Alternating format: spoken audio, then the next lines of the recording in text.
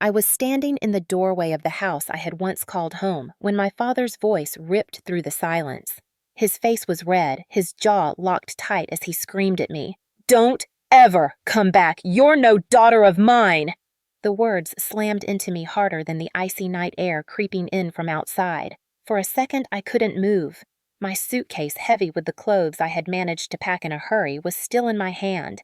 Then, with a sudden violent motion, he snatched it from me. Before I could react, he hurled it across the porch. The suitcase flew open as it hit the steps, and my clothes spilled out into the dirt like trash tossed aside. The sound of fabric scattering against the wooden boards echoed in my ears, humiliating final. Behind him, my mother stood frozen. Linda didn't reach for me, didn't flinch when my things spilled onto the ground. She only tightened her arms across her chest, her eyes sliding away from mine as though I had already ceased to exist. Her silence hurt worse than his roar. She was supposed to be my mother. She was supposed to stop this. My chest tightened until I could barely breathe. Why am I the one cast out when all I did was try to honor Grandma's last wishes? Why am I punished for protecting her will, while Mark, my brother, the golden son, gambles away everything and still gets praised as the man of the house? The air burned in my lungs as I stepped past my father bent down and gathered what clothes I could back into the suitcase. Each shirt and scarf covered in dust felt like another reminder that in his eyes I was no longer a daughter but an intruder. I forced my hands to stay steady even though they shook. The door slammed behind me with such force the frame rattled. It wasn't just wood closing on its hinges, it was the sound of a family cutting me off like a severed limb. His words, "Don't ever come back," followed me down the cracked path, echoing with every step. I should have crumbled right there on the sidewalk, but something sharp was sparking inside me. If he wanted me gone, I would go, but I would not disappear. His cruelty had carved a scar deep into my chest, but scars are proof of survival. His rage was meant to erase me, but it had just woken something far more dangerous. The cold wind slapped my face as I dragged my battered suitcase along the pavement. I thought of Grandma Eleanor's voice, the way she used to tell me I had her backbone. Her faith in me was the only warmth I could cling to now. I promised her in that moment, silently, fiercely, I will not be broken. They think I'm gone, but they don't know I hold keys to locks they can't even see. I didn't know then what would come weeks later when my father's voice would tremble over the phone, no longer spitting fire, but begging for answers, asking why his card had declined. But as I pulled my suitcase through the dark dust, still clinging to my clothes from where he had thrown them, I knew one thing with chilling clarity: he had made a mistake. This wasn't just exile, this was the start of justice. And justice sooner than he could ever imagine would carry my name.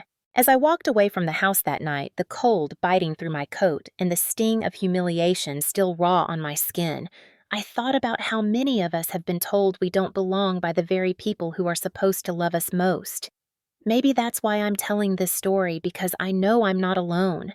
I know some of you listening right now have felt the same pain, the kind that comes not from strangers but from blood. So before I take you any deeper into what happened after that night, let me ask you something. Have you ever been cut out, pushed aside, or made to feel invisible in your own family? Has your voice ever been silenced in the place where it should matter most? If you have, then you understand the weight I carried as I left that porch, my clothes still covered in dirt from where my father had thrown them like garbage. I want you to pause and think for a moment. Where are you listening from right now? Maybe you're sitting in your kitchen with a cup of coffee. Maybe you're in your car after a long shift. Maybe you're lying awake in bed because you know exactly what it feels like to be told you're not wanted. I want you to drop your city or your state in the comments, because stories like mine aren't rare, they're everywhere. And when you share, you remind someone else they're not alone. If you've ever been forced to draw boundaries you didn't want to draw, if you've ever had to walk away because staying meant losing yourself, then stay with me. Because what happened in the weeks after that night proved something powerful. Family isn't just the people who share your blood. Family is the people whose actions show love, loyalty, and respect. And let me tell you this, my father thought he had all the power that night. He thought throwing my suitcase into the dirt would break me, that his voice alone could define who I was and who I wasn't. But what he didn't know was that I had inherited something stronger than his control. I had inherited my grandmother's strength, her wisdom, and her legacy. And that legacy was about to change everything. So here's what I'll ask from you before we go further. If you've ever had your own story of betrayal or abandonment, if you've ever been the daughter, the son, the sibling who wasn't chosen, I want you to hit the like button and subscribe. Not just for me, but so more people who feel like we did can find this story and know there's hope. Because this isn't only a story about betrayal, it's a story about justice, about chosen family, about standing tall when others try to cut you down.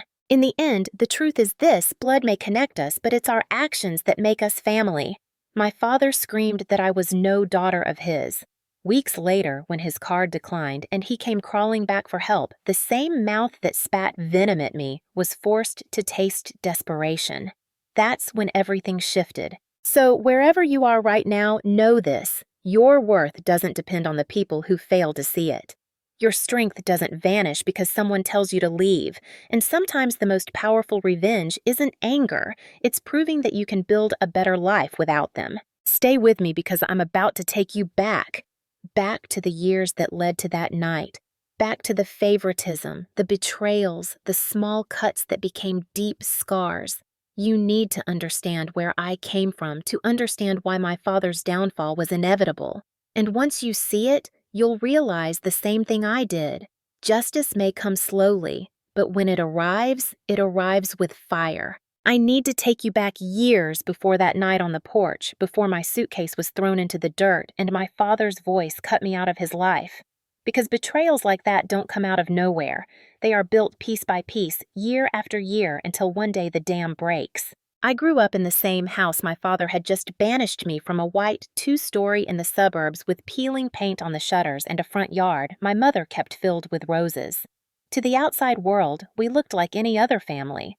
But inside those walls, there was an unspoken truth that governed every moment of my childhood. My brother Mark was the golden child, and I was the reliable one. From the time I was old enough to understand, the rules were clear. If Mark skipped homework, it was because he was tired and needed a break. If I came home with anything less than an A, it was because I was lazy. When Mark crashed the car my father had given him at 16, it was boys will be boys. When I bought my own second-hand car with money I earned from babysitting and tutoring, my father told me not to brag. It's not that I didn't get praise. My parents often said, "Olivia, you're the capable one. We don't worry about you." At first, it sounded like a compliment, but as I grew older, I realized it was a sentence. What they meant was, we don't have to give you anything because you'll survive without it. You'll make do while Mark will always be the one who needs our help, our attention, our excuses. The only person who saw through this pattern was my grandmother, Eleanor. She had been a lawyer back in her day, a fierce woman with silver hair and sharp eyes who believed in fairness more than appearances. She used to pull me aside after family dinners and whisper, "You have my backbone, Olivia. Don't let them break it." She kept her old law books in her study, and while other kids my age were reading magazines, I found myself flipping through legal cases, fascinated by her world. It was Grandma who first showed me that love is action. She was the one who came to my school plays even when my parents were too busy. She slipped me $20 bills for textbooks when my father said, "You'll figure it out." She remembered every achievement, every little step I took, and she looked me in the eye when she said she was proud. But that pride created tension.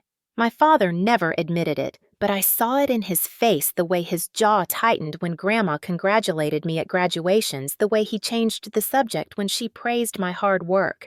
He wanted loyalty to run through him, not around him, and he despised that his own mother chose me as her confidant. The favoritism toward Mark grew sharper after high school. He failed out of college twice, racked up credit card debt, and called home whenever he needed to be bailed out, and every time my father wrote the check. Meanwhile, I worked 2 jobs to pay for my degree in accounting. At 22, I was already helping Grandma organize her estate-making spreadsheets and filing documents. She trusted me with details no one else knew. She told me more than once that she wanted her estate to reflect responsibility, not favoritism. I didn't fully understand then what she meant, but later those words would burn into my memory. The breaking point came the year Grandma passed away. She had been sick for months, and I spent every weekend at her bedside making sure she ate, helping her keep her papers in order. Mark came once late at night smelling of alcohol. He kissed her on the forehead and asked if she could lend him money just one more time. I remember the way her eyes dimmed, how she turned to me after he left and said, "Promise me you won't let them twist this when I'm gone." When she passed, I was devastated but also determined to carry out her wishes. That's when I learned just how far my father was willing to go. He and Mark claimed Grandma had signed an updated will, leaving almost everything to Mark. I knew it wasn't true. I had seen the draft she showed me clear as day. Most of her estate was supposed to come to me with a trust set aside for community scholarships. But suddenly, that draft had vanished. In its place was a new document conveniently notarized by a lawyer my father played golf with. I confronted him. I told him I knew the truth. He looked at me with eyes cold enough to freeze blood and said, "What are you going to do, Olivia? Sue your own family?" My mother just sat beside him, nodding quietly as though silence was her role to play. That was the start of the war. From then on, every conversation spiraled into shouting. He told me I was ungrateful, that I should be thankful he raised me at all. He told me I was obsessed with money, even though it wasn't about money. It was about Grandma's trust, her legacy, her belief that fairness mattered. And through it all, Mark smirked from the corner of the room, acting as though none of it concerned him, as though watching me be torn down was entertainment. By the time that night came when my father screamed, "Don't ever come back," and threw my suitcase into the dirt, I wasn't surprised. It was the natural conclusion to years of being overlooked, of being punished for being the strong one. But the pain was no less sharp for having been predictable. What they didn't know was that every memory of neglect, every slight, every time I was told "we don't worry about you" had already built something inside me. A foundation, a determination. They thought they were cutting me out for good. In reality, they were handing me the strength I needed to fight back. And as I left that house for the last time, I could almost hear Grandma's voice, firm and clear. "You have my backbone, Olivia. Now use it." The weeks after my grandmother's funeral felt like walking through fog. Grief clung to me in every room of my small apartment, in every cup of coffee I drank alone, in every voicemail I replayed, just to hear her voice. But beneath the grief was a simmering sense of duty. Grandma had trusted me, and I intended to honor her wishes. That's why I forced myself to attend the will reading at the lawyer's office, even though I knew the atmosphere would be poisoned before I walked through the door. The conference room was sterile, lined with shelves of thick law books, the air heavy with dust and formality. At the head of the table sat Mr. Caldwell, a family lawyer my father had conveniently started working with a few months before Grandma passed. His tie was neatly knotted, but his eyes flickered toward my father with a familiarity that made my stomach twist. Richard sat tall, shoulders squared, a satisfied smirk tugging at the corner of his mouth. Linda sat beside him, quiet as always, her hands folded in her lap like she was at church. And Mark leaned back in his chair with his arms crossed, his grin wide enough to make me want to scream. He looked like a man who already knew he had won. I sat alone across from them, clutching the leather notebook Grandma had given me years ago. Inside it, I had written down every conversation she and I had about her estate. She wanted her house preserved, not sold off to pay debts. She wanted scholarships for young women in law school. She wanted me to inherit the majority, not because she loved me more, but because she believed I would use it wisely. I had heard her say it with my own ears. When Mr. Caldwell cleared his throat and began to read, I held my breath. But the words that came out felt like knives. According to the updated will, almost everything her house, her savings, her stocks was to be left to Mark. A token sum was mentioned for the other heirs, meaning me. The scholarship fund was gone. The balance of the estate was stripped of Grandma's vision. For a moment, the room spun. I heard my heartbeat in my ears pounding like a drum. "That's not right," I whispered before I could stop myself. Richard's smirk widened. "It's exactly right. This is what she wanted." "No," I said louder, my voice shaking but growing firm. "That's not what she told me. That's not what she showed me." Mark chuckled low and mocking. "Guess she changed her mind, sis. Can't blame her. You've always been too serious about money. Maybe she realized I'm the one who needs it." The lawyer shifted uncomfortably in his seat but continued reading. Every sentence drove the nail deeper. Every clause twisting what I knew to be a lie. When he finished, the silence that followed was suffocating. I stood gripping the edge of the table. She didn't write that. Someone tampered with her will. Richard slammed his palm down. Watch your mouth. Are you accusing me of fraud in front of a lawyer? Yes, I shot back. My voice trembled, but I didn't waver. That's exactly what I'm saying. Linda finally spoke, her voice flat. Olivia, sit down. Don't embarrass yourself. Embarrass myself. As if fighting for Grandma's truth was shameful. My father's eyes narrowed into slits, and for a second I thought he might strike me then and there. Instead, he leaned back, his tone icy. If you don't respect my decisions, then maybe you don't belong here at all. The words hit me harder than I expected.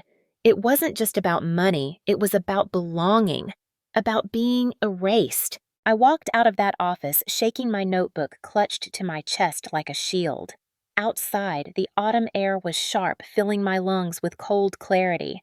I knew what had just happened. They had stolen from her. They had stolen from me, and they thought I would just accept it, swallow it down like I had swallowed every other slight. But this wasn't a grade on a report card. This wasn't about who got a car and who didn't.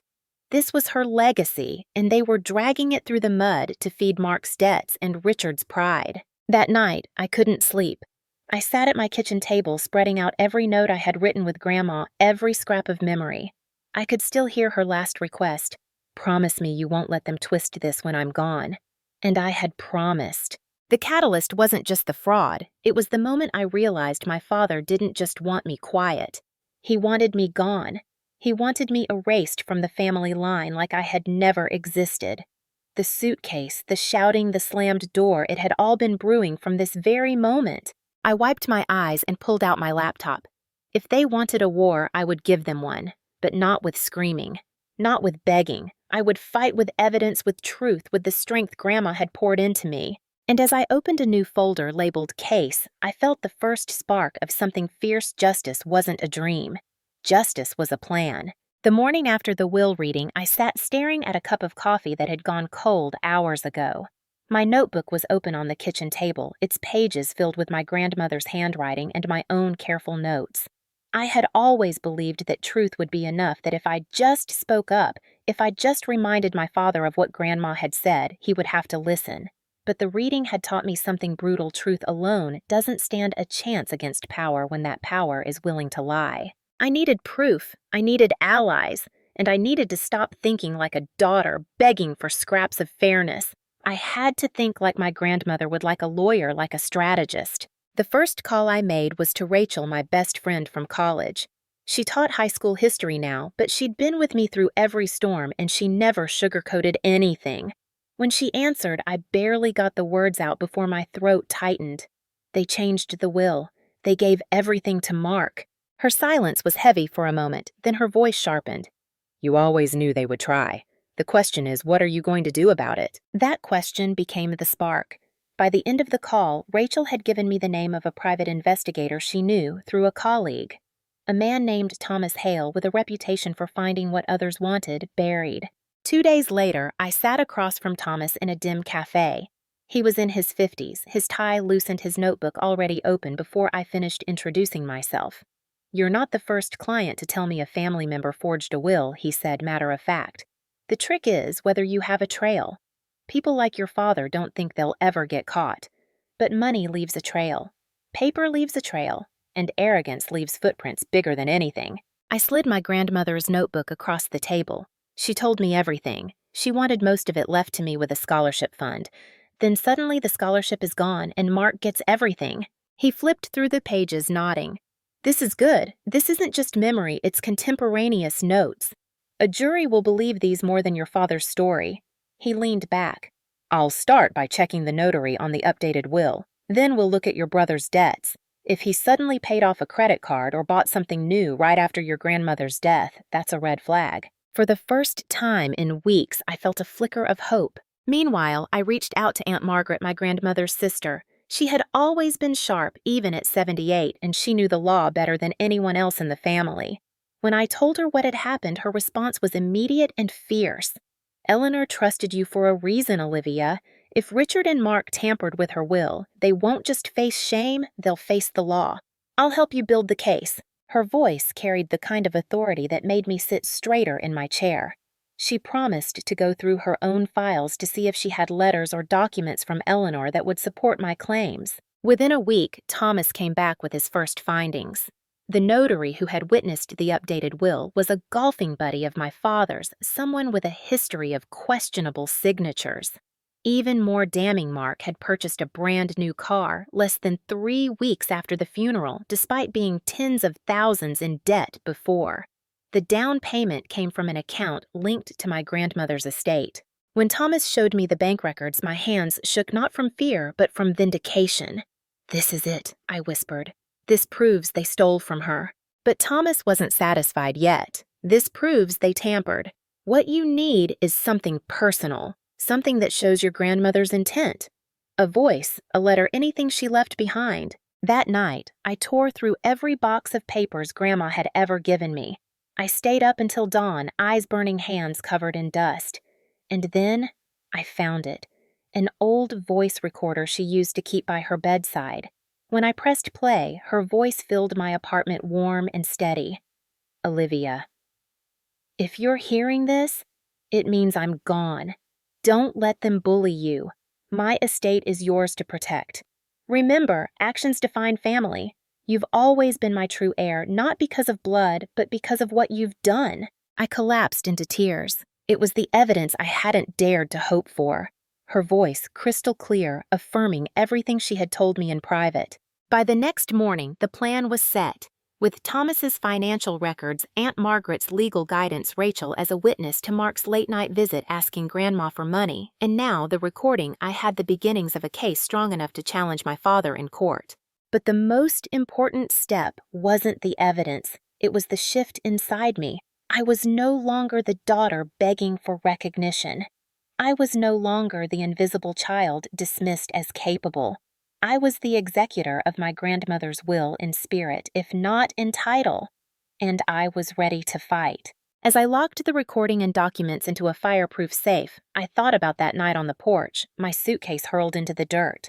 My father thought he was throwing me away, but what he didn't know was that he had just pushed me into the one place where I was strongest, the arena of truth and justice. The battle had begun. If there is one thing my grandmother always taught me, it was this: you cannot fight a war alone.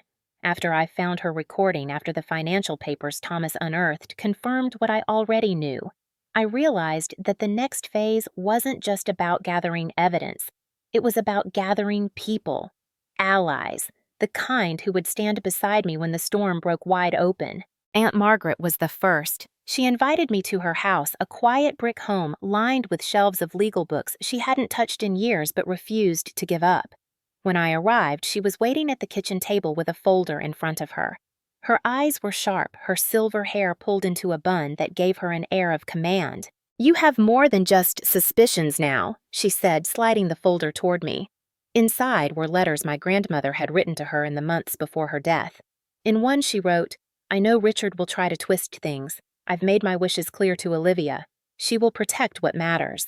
Reading those words sent a shiver down my spine. It was as if Grandma had reached through the grave to put her hand on my shoulder. Margaret leaned closer. "This isn't just fraud, Olivia. This is elder abuse. Courts don't take that lightly. I can help you build the argument, but you'll need to be ready for the backlash. Richard won't go down quietly." "I don't expect him to," I said, and I meant it. Rachel, my best friend, was next. She came over one evening with takeout boxes and sat cross-legged on my floor as I played the recording for her. When Grandma's voice filled the room, Rachel's eyes widened. "Olivia, this is gold. It's not just evidence, it's her speaking directly. No jury could ignore this." I nodded, but my chest tightened. "They'll say I faked it, that I manipulated her." "Then let me be your witness," Rachel said firmly. "I was there that night Mark came to the house drunk begging her for money." I saw the look on her face. "If they try to spin this, I'll tell the court what I saw. I'll tell them how she trusted you." Her loyalty steadied me. For years, I had been the one carrying everything alone. To have someone else step into the fire willingly, it reminded me of what real family looked like. Thomas Hale, the private investigator, became more than just a hired professional. He began sending me detailed reports, complete with timelines of Mark's debt receipts of luxury items bought suspiciously close to Grandma's death. and discrepancies in signatures that even a layperson could spot. Your father thought he was clever, Thomas told me during one late-night call, but he was sloppy. That's what arrogance does. He left fingerprints all over the crime. Piece by piece, my network was growing. Each person brought something the others couldn't. Margaret's legal knowledge, Rachel's testimony, Thomas's investigation, my grandmother's recording, and my own relentless determination. But allies weren't just about evidence. They were about strength when my resolve faltered. One evening, exhausted from sorting through another stack of bank statements, I broke down. My hands shook as I thought of facing my father in court, his voice booming, his anger scorching. For a moment, I felt like the little girl again, standing small in a kitchen while he shouted and Mark smirked from the corner. Margaret must have sensed it because she called that very night. "Don't let his voice live in your head, rent-free," she said sharply. "He wins when you cower. You have the truth, Olivia, and the truth doesn't tremble." Her words steadied me like steel poured into my spine. Still, I knew what was coming. My father wasn't blind to the fact that I was digging. He called me once, his voice low, almost mocking. "You think you're building a case? You're wasting your time. No judge will take your word over mine." Then softer but deadlier, he added, "Remember what I said. Don't ever come back. If you push me, Olivia, you'll regret it." I hung up without answering, my hands clammy but my resolve firm. Every threat was proof of his guilt. Every warning was fuel for my fire. In the weeks that followed, I began meeting with Margaret and Thomas regularly. We mapped out strategies, organized timelines, and rehearsed scenarios. Rachel even practiced her testimony, her voice steady as she recalled Mark's late-night visit to Grandma. We became a team united by one goal: justice for Eleanor and survival for me. And then a turning point came. Thomas handed me a file with photographs, Mark withdrawing large sums of cash from Grandma's account days before her death. His smug face caught on camera, his carelessness exposed. When I saw those photos, I felt something shift deep inside me. It wasn't just anger anymore.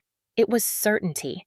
Certainty that this would not end with me as the outcast and them as the victors. The night I tucked that file into my safe alongside the recorder and letters, I realized that my father had underestimated me entirely. He thought casting me out of the house, throwing my suitcase into the dirt, had ended the story. But it had only created an army one built not of blood, but of loyalty, truth, and love. I wasn't fighting alone anymore. I had allies, and together we were ready to bring the house of cards my father and brother built crashing down. Tension has a way of seeping into every corner of your life. By the time winter came, the tension between me and my father's house had grown so thick it felt like an invisible cord pulling tighter each day. Every move I made to prepare the case seemed to echo in the walls of my tiny apartment, the click of my laptop keys, the shuffle of files into folders, the soft hiss of my safe closing. All of it built toward one inevitable moment, walking into court with my allies behind me, facing the two men who had stolen not just money, but legacy. But before that day, I had to watch them flaunt what they thought they had secured. Mark was first to show off. He rolled up to Thanksgiving that year in a new luxury SUV, the kind that cost more than I had ever made in 2 years combined.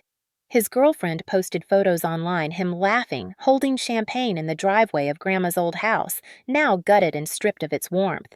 They had torn down her rose garden, replaced it with concrete slabs for extra parking. It was as though they were erasing her one petal at a time. My stomach turned every time I saw those pictures, but Thomas told me to save them. "Arrogance is evidence," he said.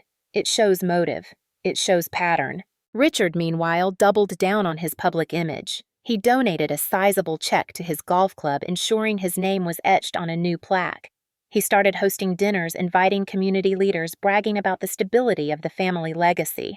I knew what he was doing, cementing his reputation, so that when I finally challenged him, people would think I was the bitter, ungrateful daughter. But what he didn't know was that behind every polished dinner and every flashy car, Thomas was digging deeper. Bank transfers receipts notarized dates that didn't add up.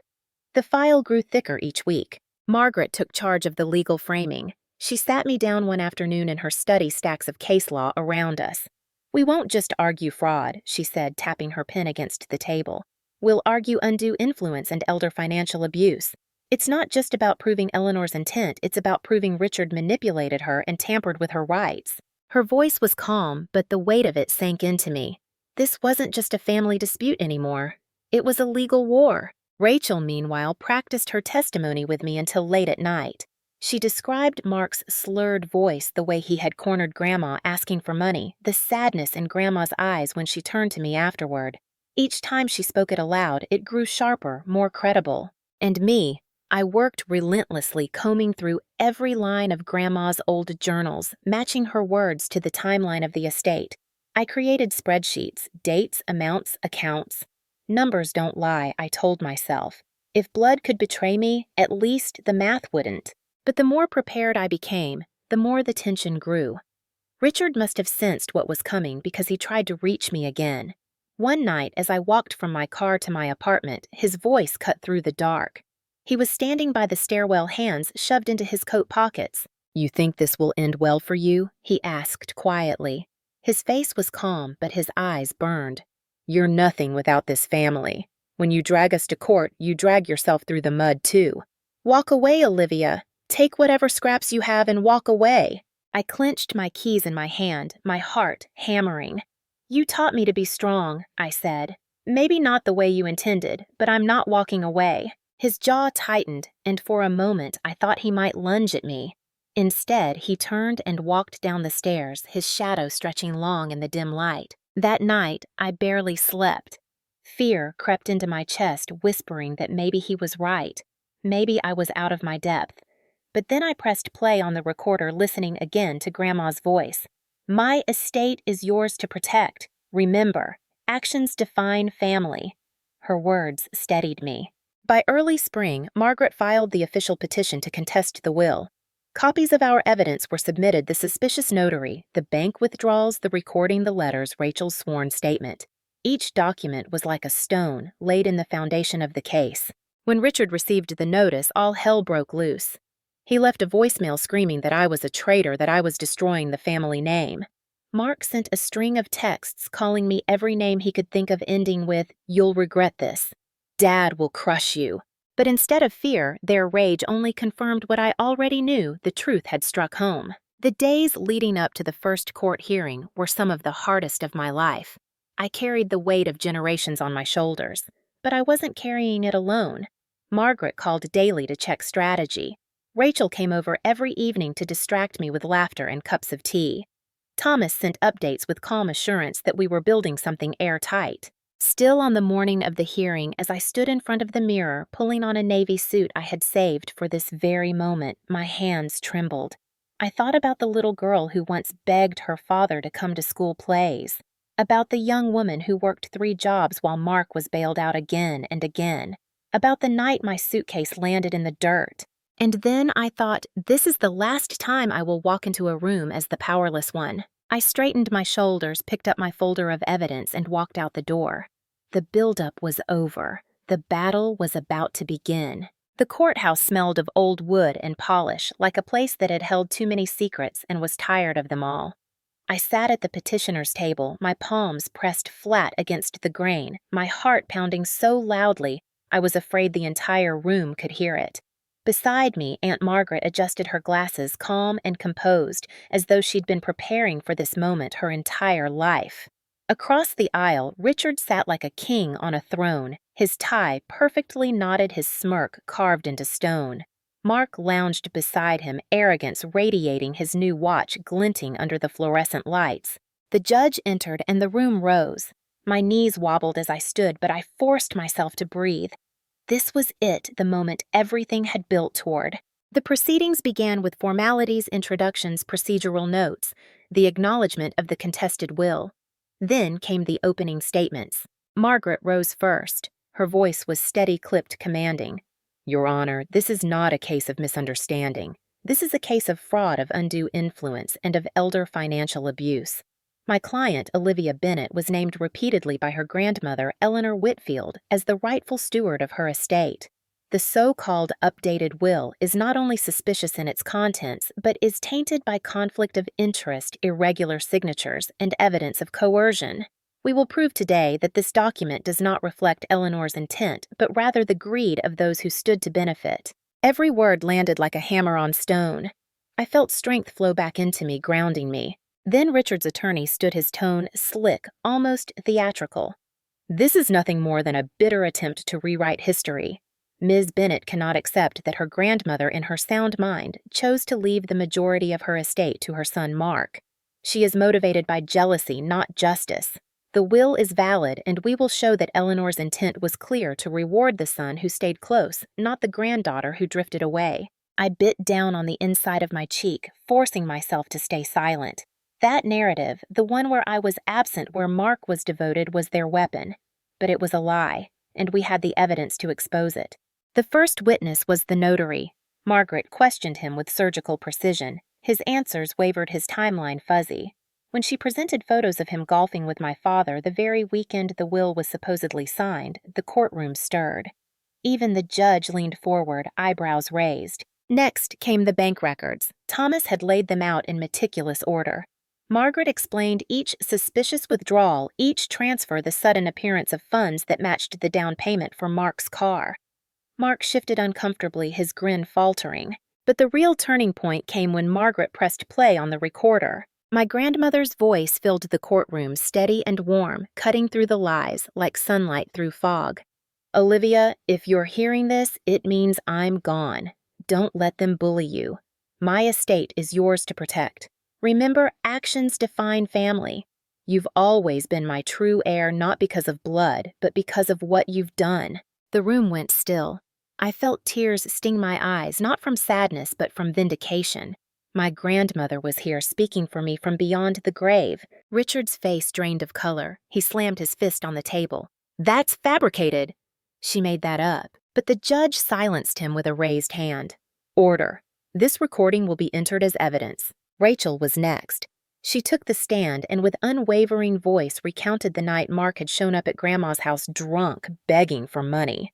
She turned to Olivia afterward. Rachel set her eyes locking on me and she said, I can't trust Richard or Mark. You're the only one who sees me for who I am. Mark muttered under his breath, but it was too late. The picture was clear, a pattern of manipulation, greed, and betrayal. When it was Richard's turn, he tried to reclaim control. His voice boomed, his words dripping with disdain. Olivia was never around. She abandoned this family. Eleanor wanted someone close to carry her legacy, not a granddaughter chasing her own life. Margaret rose, holding up one of Grandma's letters. Then, how do you explain this? She read aloud. Richard will twist things. I've made my wishes clear to Olivia.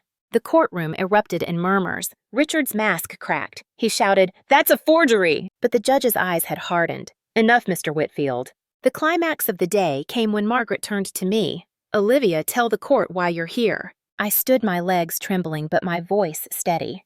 Because my grandmother trusted me. Because she believed in honesty and fairness, in building something lasting. My father and brother think family is about control.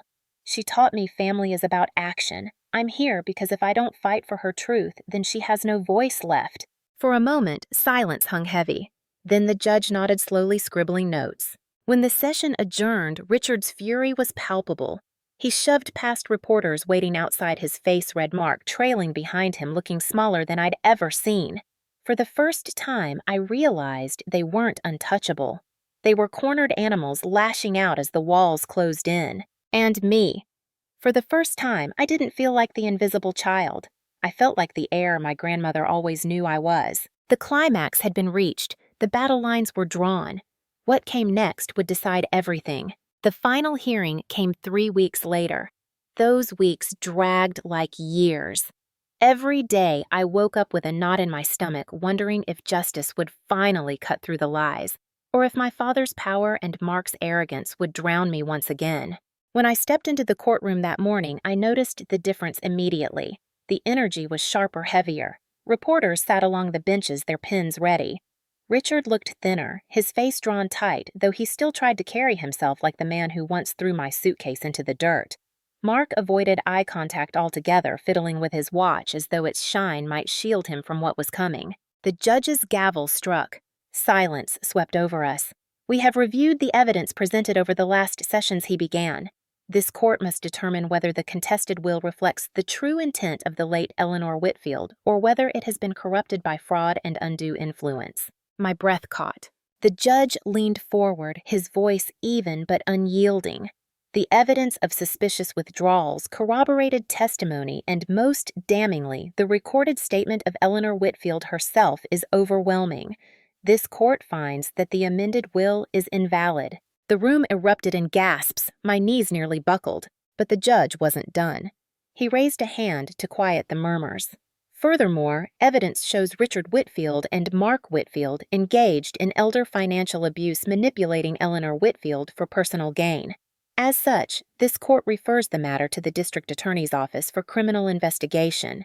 My father's face collapsed in on itself, the mask of control shattering. "You can't do this!" he shouted, slamming his hands on the table. "I built this family's name." The judge's voice cut sharper than any blade. "What you built was a fraud, Mr. Whitfield, and fraud has consequences." Mark muttered a curse under his breath, but his shoulders slumped, his arrogance evaporating. The ruling was clear. Grandma's original will, the one leaving the estate in my care and establishing the scholarship fund, was reinstated. The house, the accounts, the responsibility, all of it came to me. But more than that, the stain of their deceit was finally exposed under the bright, unforgiving light of the law. Outside the courthouse, reporters swarmed. Cameras flashed, microphones shoved toward me. "Ms. Bennett, how do you feel?" For a moment, I wanted to disappear. But then I remembered Grandma's voice. "Actions define family." I lifted my chin. I feel like my grandmother finally has her voice back. This was never about money. It was about honoring her wishes and protecting her dignity. No one, family or not, has the right to steal that. The cameras clicked furiously, but I didn't flinch. That night, I sat in the living room of Grandma's house, my house now surrounded by boxes I hadn't yet unpacked. The rose garden outside had been ruined, but I could already imagine rebuilding it one bloom at a time. Rachel poured us each a glass of wine, and Aunt Margaret sat across from me. Her sharp eyes softened with pride. "You fought with honor," she said simply. "She would be proud." Tears slipped down my cheeks, but they weren't the bitter tears of loss anymore. They were the release of years of invisibility, of finally being seen, of finally being enough. Days later, the DA's office confirmed indictments. Richard and Mark would face charges of elder financial abuse and fraud. The very men who thought they were untouchable were now answering to the same system they believed they controlled. I didn't gloat. I didn't celebrate. I simply closed the door on them. I changed the locks, blocked their numbers, and let the law handle what remained. When Richard tried once more to reach me, leaving a voicemail dripping with venom, "You'll regret this, Olivia. You've destroyed this family." I deleted it without listening to the end, because I knew the truth. He had destroyed the family long before. I was just the one who refused to bury the wreckage under silence. The resolution wasn't just in the courtroom. It was in the quiet choices afterward, planting the first rose bush in the garden, setting up the scholarship fund in Grandma's name, sitting with Rachel and Margaret as we drafted its mission statement. It was in hearing from students who applied, knowing that her legacy would outlive all the ugliness. And it was in the boundaries I drew, steel-lined and permanent. My father and brother no longer had keys to my life. No more begging for love that was never given. No more letting their voices echo in my head. The resolution was mine. The first rose bloomed in early summer. Its petals were soft, a pale blush that caught the morning light and seemed to glow. I knelt in the dirt where my grandmother's rose garden once thrived, brushing soil from my gloves, and felt something I hadn't in years, peace. It wasn't just a flower. It was proof. Proof that what had been destroyed could be rebuilt. Proof that endings could also be beginnings. In the weeks after the court's ruling, my life shifted in ways I couldn't have imagined. The house, once a battleground of lies and theft, slowly became my sanctuary. The scholarship fund in Grandma's name took shape. Applications poured in from students with stories that mirrored parts of mine, kids who had been overlooked, doubted, dismissed. Reading their essays, I saw echoes of myself in their words. And for the first time, I realized the weight of what I was carrying wasn't just mine. It was hers, too. Her dream was alive through me. Rachel stayed by my side through every step. We painted the study together, turning it into an office where the scholarship would be managed. She brought over pizza and laughter on nights when the silence threatened to remind me of the family I had lost.